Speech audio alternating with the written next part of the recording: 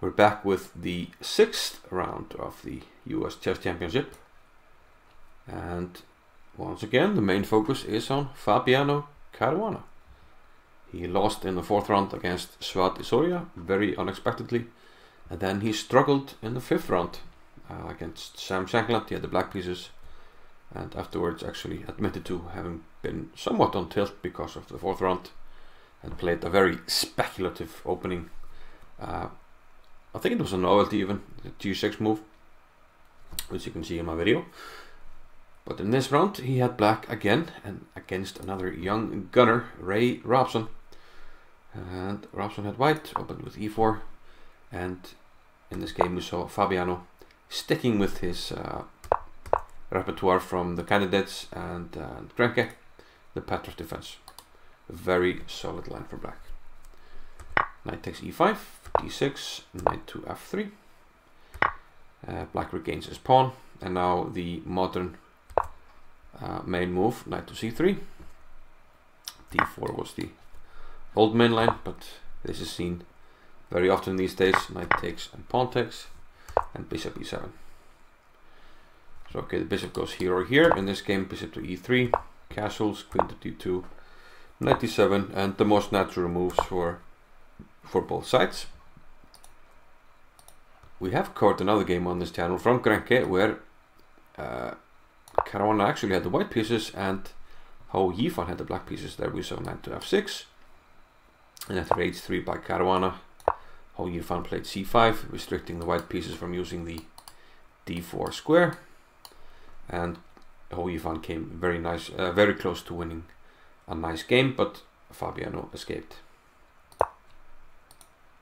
But in this game, Fabiano goes for a more solid approach with c6, king b1 by Ray Robson, and now d5. A very solid setup for black.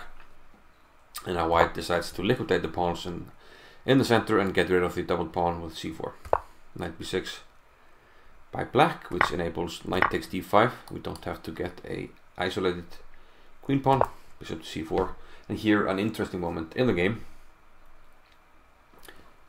This has been played 3 times in relatively top level games. In all games, black played bishop e6 and the game was drawn. And Caruana mentioned bishop e6, and he thought there's not much for either side after rook e1.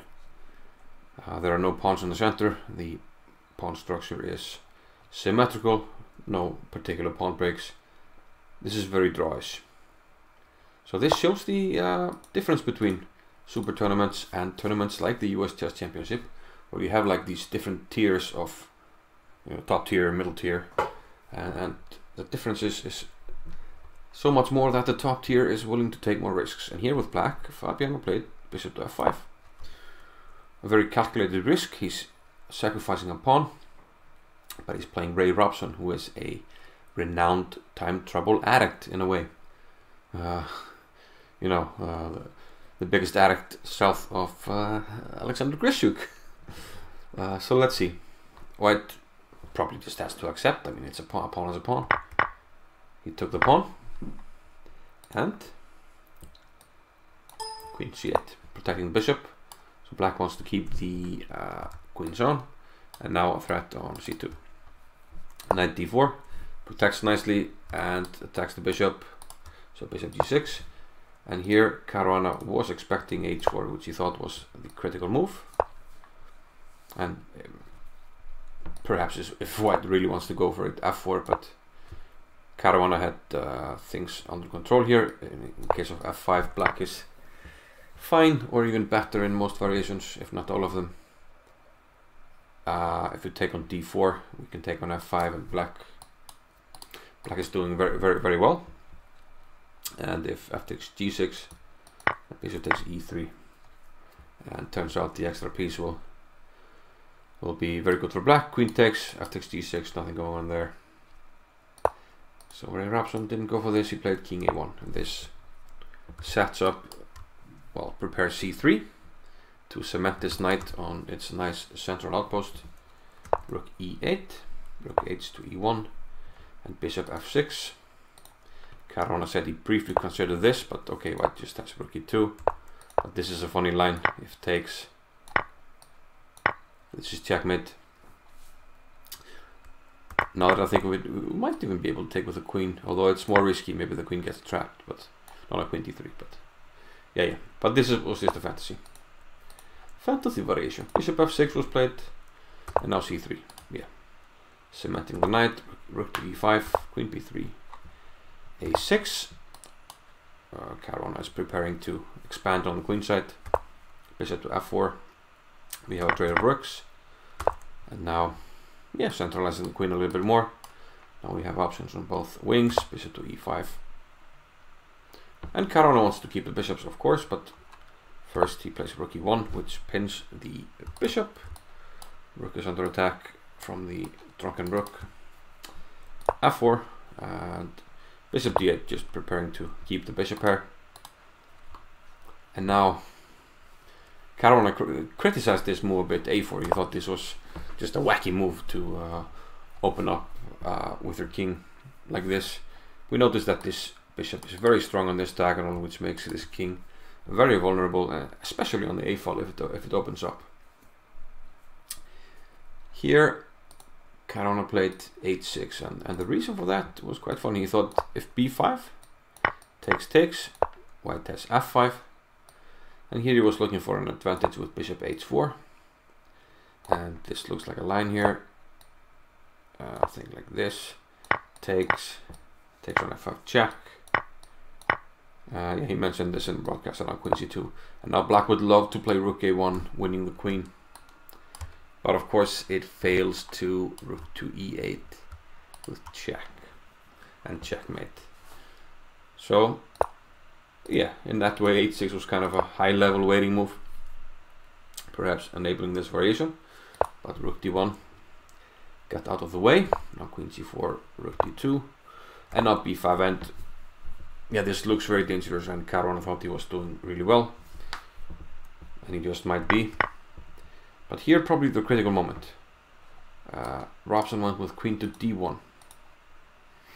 But the computers like queen takes b5, and they were looking at this a bit after the game, and Caruana thought, okay, he'll just play f6, and then a move like rook e1.